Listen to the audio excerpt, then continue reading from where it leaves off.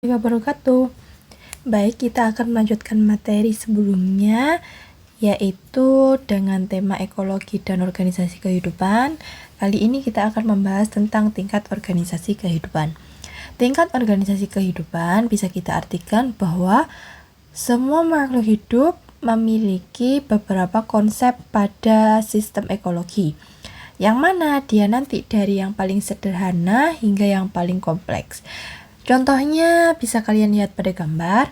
Yang pertama ada ikan berjumlah 1, kemudian ada menjadi 5, kemudian dilanjutkan ada berbagai macam satwa yang hidup di bawah laut seperti ada keong, ada ikan hiu, ada ubur-ubur, dan berbagai macam hewan tersebut jelas hidupnya ada di bawah laut, atau bisa kalian digambar dia ada di sebuah perairan. Nah, kita bahas satu persatu. Yang pertama adalah individu. Individu itu adalah makhluk hidup yang berdiri sendiri, yang mana bisa kita artikan individu itu adalah makhluk tunggal. Bisa kita artikan bahwa individu itu sama seperti manusia. Manusia itu hidup bisa secara individu, dalam artian dia mampu bekerja sendiri, mampu menyelesaikan pekerjaannya sendiri, dan mampu melanjutkan hidupnya sendiri. Nah, individu sendiri itu bisa kalian kaitkan bahwa semua makhluk hidup itu jumlahnya itu bisa 1 ataupun tunggal. Kemudian kita lanjutkan dengan populasi. Populasi adalah kelompok makhluk hidup yang sejenis yang mana dapat menempati suatu daerah pada waktu tertentu. Nah, yang mana bisa kalian pada gambar?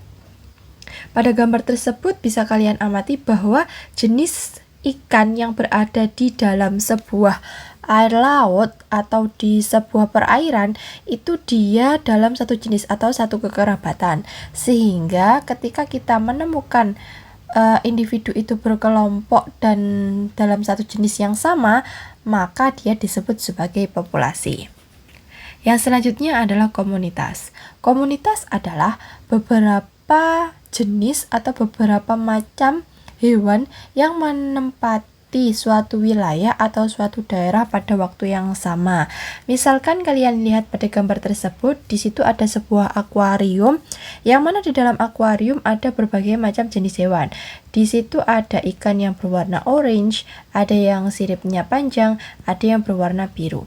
Sehingga bisa kita artikan bahwa komunitas itu terdiri dari berbagai macam jenis makhluk hidup atau berbagai jenis hewan maupun tumbuhan dalam suatu wilayah tertentu, dan itu waktunya sama. Kemudian yang terakhir adalah ekosistem. Ekosistem itu adalah interaksi timbal balik antara makhluk hidup biotik dengan lingkungannya atau abiotik. Yang mana ekosistem itu bisa kita simpulkan, ekosistem itu ada pada lingkungan. Bisa kalian lihat ekosistem terumbu karang di sini. Ekosistem terumbu karang itu pasti di dalam laut terdapat ikan, terdapat terumbu karang, terdapat predator, dan lain sebagainya. Di mana komponen biotiknya itu berarti makhluk hidup yang dapat bergerak yang berada di dalam perairan, sedangkan lingkungannya bisa kita artikan dia hidup di dalam perairan. Sedangkan yang kedua ada ekosistem alam bebas.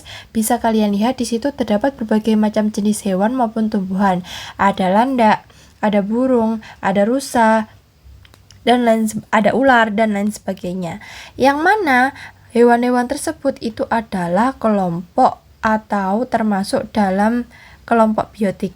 Sedangkan abiotiknya berarti lingkungannya ada pada lingkungan alam bebas, atau mungkin di hutan, atau mungkin di gurun, dan lain sebagainya. Kemudian kita akan melanjutkan yang selanjutnya adalah bioma dan biosfer. Apa itu bioma dan biosfer? Bisa kalian lihat, bioma yang pertama itu adalah bioma gurun. Sehingga kita bisa artikan kalian kalau ada soal atau membahas tentang bioma gurun, kalian bisa memahami atau mengamati atau membayangkan gurun itu bentuknya seperti apa, di sana kehidupannya bagaimana, kemudian tumbuhannya apa saja, bisa kalian lihat. Nah, Secara jelasnya bisa kalian lihat pada gambar, di situ adalah adanya gurun. Di mana gurun itu pasti dia itu cuacanya lebih sering panas. Sehingga curah hujannya bisa kita artikan curah hujannya sangat sedikit atau jarang terjadi. Kemudian tanah yang ada di sana dia itu cenderungnya tidak tandus, sehingga biasanya yang dapat tumbuh di bioma gurun itu adalah kaktus. Dan intensitas cahaya mataharinya sangat tinggi, yang mana tadi mengakibatkan pada gurun itu cenderungnya lebih panas. Kemudian kita lanjutkan ke bioma tundra. Pada bioma tundra, lingkungan itu beriklim dingin dan cenderung ekstrim, sehingga menghambat pertumbuhan beberapa pohon. Nah, bisa kalian lihat pada gambar di samping. Pada gambar tersebut, kalian bisa menemukan lingkungan tundra itu biasanya ada pada kutub. Pada kutub yaitu bisa kutub utara, bisa kutub selatan. Nah, di situ rata-rata cuacanya itu lebih ekstrim, yang mana suhu dinginnya itu lebih sangat dingin daripada suhu dingin di daerah-daerah tertentu. Ketika suatu lingkungan itu beriklim yang dingin dan ekstrim, maka jarang ada pertumbuhan pohon yang bisa tumbuh rimbun maupun tumbuh tinggi. Sehingga mungkin di daerah tundra itu yang sering makhluk hidup yang bisa hidup di situ itu biasanya cenderungnya adalah hanya perdu, rumput-rumput, alang-alang, dan biasanya hewan-hewan yang bisa tinggal di situ ada kelinci, ada rusa kutub, dan ada serigala. Kemudian bioma yang ketiga adalah bioma taiga. Bioma taiga itu lingkungan yang memiliki musim dingin yang cenderung panjang dan musim panas yang pendek. Sehingga taiga itu bisa kita artikan hampir seperti sebuah lingkungan yang mana dia itu ada cuaca dingin dan ada cuaca panas. Namun cuaca dinginnya atau musim dinginnya itu lebih panjang, sedangkan musim panasnya cenderung pendek atau bersifat hangat.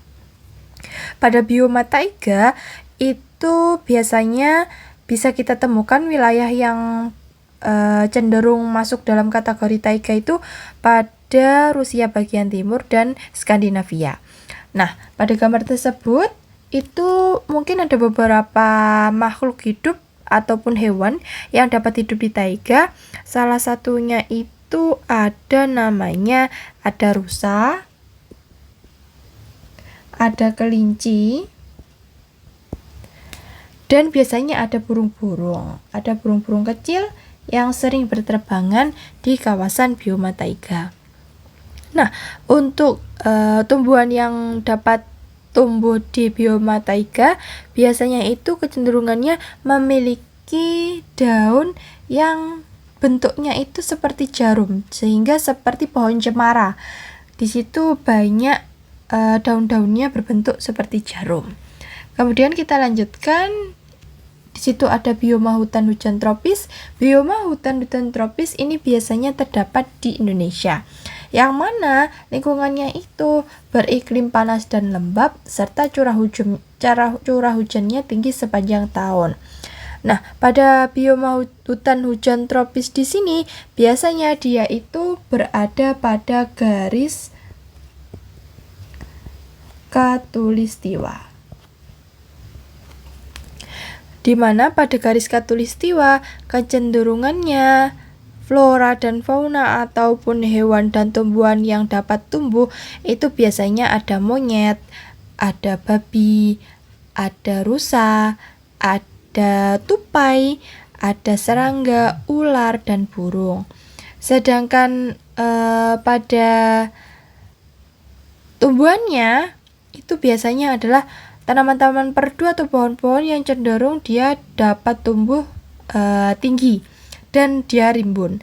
Nah, kawasan bioma hutan hujan tropis ini bisa kita temukan di wilayah di Indonesia sendiri itu di daerah Kalimantan, sedangkan untuk di belahan bumi yang lain itu biasa kita temukan di daerah Afrika.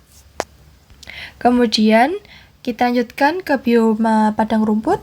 Pada bioma padang rumput jelas nanti lingkungannya ada namanya hamparan rumput yang luas serta terbuka, namun dia memiliki tanah yang tandus dan tidak subur.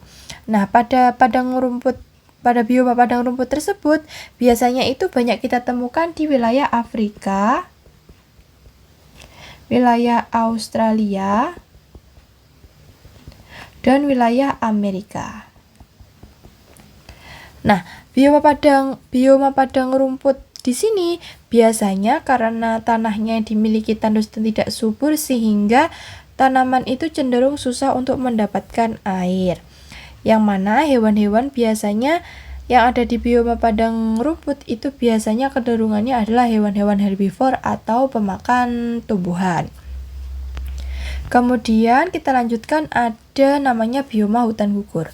Bioma hutan gugur itu adalah lingkungan ditandai dengan pohonnya berdaun lebar yang menggugurkan daunnya pada musim gugur. Nah, menggugurkan daunnya di sini itu disebabkan karena suatu tumbuhan itu dia melakukan adaptasi pada musim dingin. Yang mana ketika musim dingin dia cenderungnya adalah mempertahankan suhu pada tubuhnya. Nah, pada hutan gugur di sini biasanya itu banyak kita temukan di daerah yang memiliki 4 musim. Contohnya ada di Amerika, ada di Eropa, dan ada di Asia Timur.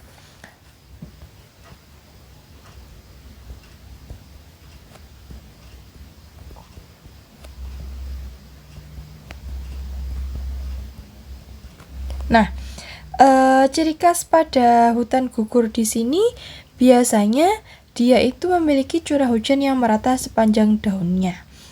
Nah, pohon-pohon yang biasa berdaun lebar di sini contohnya itu adalah pohon oak, maple, dan beech. Pada umumnya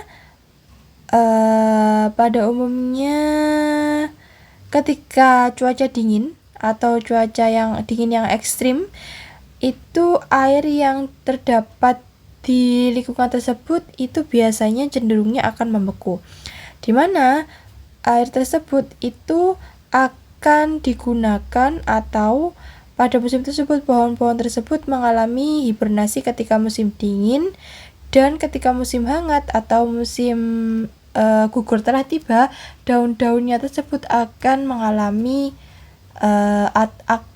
menggugurkan daunnya. Dan yang terakhir adalah bioma sabana. Pada bioma sabana itu cenderung lingkungan yang dipenuhi oleh semak belukar dan berupa pohon yang panjang, yang tinggi, kemudian panas sepanjang tahun serta musim hujan yang pendek.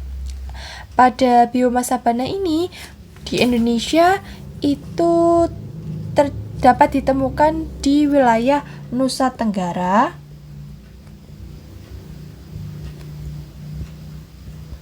sedangkan di bumi belahan lain biasanya kita dapat temukan di kawasan Afrika, Australia, dan Amerika. Nah, bioma sabana ini biasanya itu cenderungnya hewan yang mampu hidup di bioma sabana itu antara lain ada gajah, ada kuda, ada zebra, ada singa, dan ada jerapah. Kemudian yang terakhir itu adanya biosfer. Apa itu biosfer? Biosfer itu merupakan lapisan tempat tinggal makhluk hidup di bumi yang mencakup semua ekosistem. Bisa kalian lihat gambar yang ada di layar, yang mana biosfer itu meliputi ada tanah, ada air, ada daratan, dan ada udara.